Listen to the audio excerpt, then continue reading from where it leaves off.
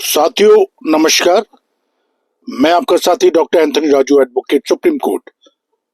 और आज मैं फिर सेक्शन 164 सीआरपीसी के अंदर जो एक स्टेटमेंट दी जाती है, मैं उसके बारे में आपसे बात कर रहा हूं साथियों। और ये बड़ी इंपॉर्टेंट वीडियो है और मैंने जो डिटेल वीडियो बनाई है वो नीचे है। काफी सारी वीडियो है, पॉक्सो को लेके, रेप को लेके, दहेज हत्या को लेके।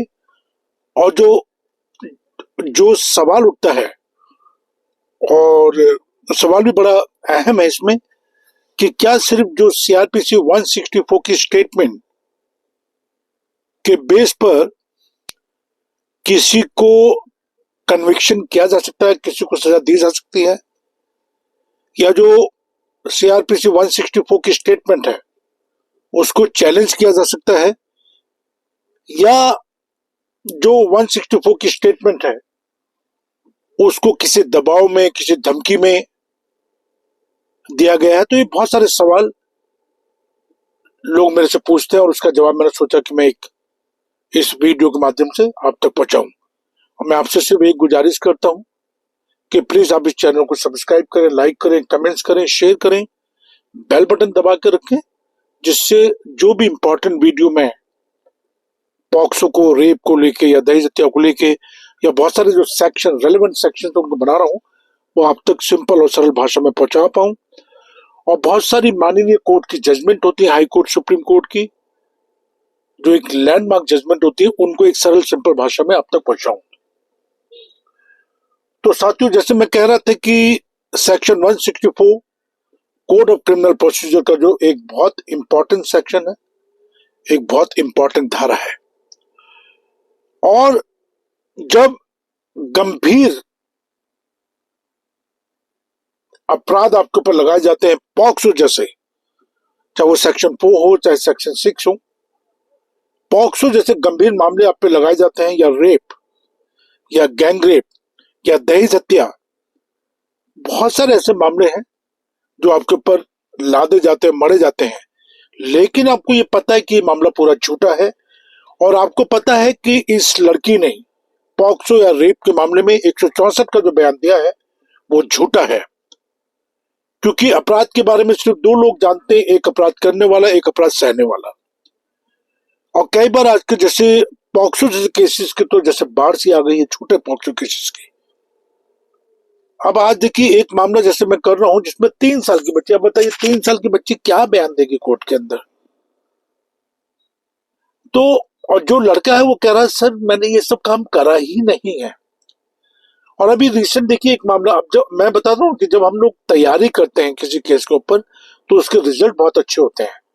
अब जैसे चंडीगढ़ हाई कोर्ट से अभी हमने 4 या 5 दिन पहले एक बेल कराई है, और जिस लड़के को, ये शेर सिंह वत्सिंह हरियाणा केस है, भिवानी का, और इसमें हम जिस लड़के को 20 साल की सजा हो गई थी, उस लड़के को हम बेल करा कर उसकी सजा को रोक लगा कर बाहर लेकर आए 3-4 दिन पहले। अच्छा, ये कैसे मुमकिन हुआ? ये मुमकिन होता मेहनत से, कि हम कैसे केस के ऊपर मेहनत करते हैं, या कैसे हम केस को समझते हैं, या कैसे हम जजेस को उस केस की बारीकियां बताते हैं। और वो लड़के ने बोला कि सर जनाब ये मेरा प्यार मोहब्बत का मामला था, और ये जो संबंध बने हैं, ये जो शारीरिक संबंध बने, ये प्यार मोहब्बत की वजह से बने थे, और हमें इस कानून के बारे में नॉलेज नहीं थी कि 18 साल से कम की लड़की के साथ अगर हम संबंध बनाते हैं तो वो पॉक्सो जैसे कानून के तहत आते हैं। तो साथियों, कोर्ट को हम समझाने में कामयाब रहे और वो लड़का हम बेल आउट करके बाहर लाए। ये चंडीगढ़ हाईकोर्ट का भी केस रिसेंटली हमने कराया, शेर सिंह वत्सिंह हरियाणा।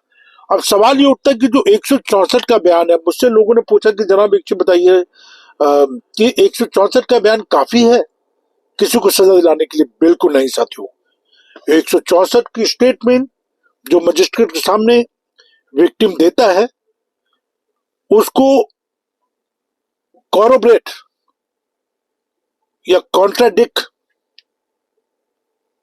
करने के लिए section 157 and section 145 of Indian evidence act 1872 से कॉर्पोरेट किया जाता है, उससे कॉन्ट्रडिक्ट किया जाता है साथियों। तो ये बहुत इंपॉर्टेंट है कि जो भी ये 164 का बयान होगा, सिर्फ बयान के बेस पे किसी को सजा नहीं दी जा सकती। और बहुत सारी ऐसी लैंडमार्क जजमेंट है, स्टेटमेंट है माननीय सुप्रीम कोर्ट की, कि अगर आप 164 की स्टेटमेंट दे रहे हैं और आपको मालूम है कि आप झूठा दे रहे हैं, आपको पता है कि आप झूठी स्टेटमेंट दे रहे हैं, तो आप एक बहुत बड़ा गुनाह कर रहे हैं। माननीय सुप्रीम कोर्ट ने कहा है कि 164 की जो स्टेटमेंट है वो तभी मान्य होगी अगर वो किसी धमकी या दबाव में नहीं दी गई होगी। अगर किसी धमकी या दबाव में वो स्टेटमेंट दी गई है तो वो कोर्ट में माननीय नहीं होगी। ये बहुत सारी जजमेंट है, बहुत सारी स्टेटमेंट है माननीय हाई कोर्ट की, माननीय सुप्रीम कोर्ट की। तो मैं बार बार आपसे कहता हूं कि साथियों, बिल्कुल डरने की जरूरत नहीं है। अगर आपके खिलाफ कोई भी झूठे मुकदमे, चाहे पॉक्सो के हों, चाहे वो रेप हो, चाहे वो दहेज हत्या हो, कोई भी मामला है, और अक्यूज को पता है कि वो अपना झूठा बयान दे रहा, वो झूठी स्टेटमेंट है, चाहे वो 161 की स्टेटमेंट हो, चाहे वो 164 की स्टेटमेंट हो, चाहे कोई भी ड्यूरिंग द प्रोसेस वो अपनी स्टेटमेंट दे रहा है और उसको मालूम है कि वो झूठी दे रहा है, या उसको पता है कि ये झूठे दस्तावेज हैं। अब जैसे कोलकाता हाईकोर्ट के एक केस मैंने भी करा, लड़के को मैंने जेल से बेल कराई है, और उसमें वो लड़की के जो डेट ऑफ बर्थ सर्टिफिकेट है वो पूरे फर्जी हैं। उस फर्जी डेट ऑफ बर्थ के बेस पर लड़की ने 10th करा, 12th करा और ग्रेजुएशन करी। और इतना मतलब खुदा का शुक्र है कि माननीय जो जज है, सेशन जज है, उन्होंने हमारी बात को सुना, और अब मामला जो पूरा जो ट्रायल वो रोक दिया गया है। अब सबसे पहले यह तय किया जा रहा है कि जो ये सर्टिफिकेट लगाए हैं डेट ऑफ बर्थ के, ये जेन्युइन है या ये सब गलत है। इवन आप देखो उस पर फर्जी सिग्नेचर तक है उसके ऊपर।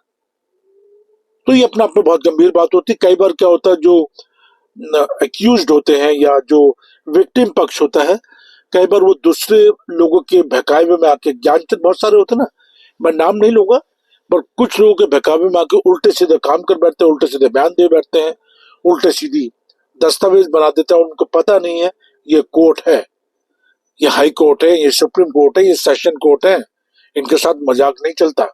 और एक बार अगर आपने कोई डॉक्यूमेंट जमा कर दिया कोर्ट के अंदर और आपको पता है कि वो झूठा डॉक्यूमेंट्स है, या आपने कोई ऐसा झूठा बयान अगर कोर्ट में दे दिया, तो आपको लेने के देने पड़ सकते हैं साथियों।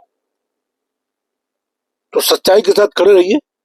और अगर देखिए सही मायने में कोई पॉक्सो होता है, कोई बच्चों के साथ अत्याचार होता है, कोई महिलाओं के साथ बलात्कार होता है सही मायने में, तो उसकी हम कड़े शब्दों में निंदा करते हैं और उसमें हम कड़ी से कड़ी सजा की मांग करते हैं। लेकिन अगर कोई लोग झूठे फंसाए जाते हैं तो ये उससे भी ज्यादा शर्मनाक बात है। मेरा मोबाइल नंबर नीचे दिया गया है, आप जब चाहे मुझसे बात कर सकते हैं, और मुझे बड़ी खुशी होती है कि अगर मैं आपको कोई लीगली मदद कर पाऊँ। अच्छा, बहुत सारी चीजें हैं, जैसे पॉक्सो में मैंने हम लोग काफी मदद करते हैं, चाहे वो क्रॉस हो, चाहे वो एविडेंस जुटाने की बात हो, या हम बात करते हैं फाइनल आर्गुमेंट की बात हो, या अगर कन्विक्शन हो जाती है तो उसको कैसे सस्पेंड कराना है, कैसे बेल आउट करना है, मतलब बहुत सारी चीजों पे आपकी मदद की जा सकती है और मुझे बड़ी खुशी होती है। तो आप लोग अपना ध्यान रखें, यही मैं चाहूंगा। और बस 164 का जो बयान है वो अगर किसी धमकी या दबाव में दिया गया तो वो कोर्ट में बिल्कुल मान्य नहीं है, उसको चैलेंज किया जा सकता है, और उसके बेस पर अगर कन्विक्शन भी हुई है तो कन्विक्शन को भी चैलेंज किया जा सकता है। जय हिंद, जय भारत।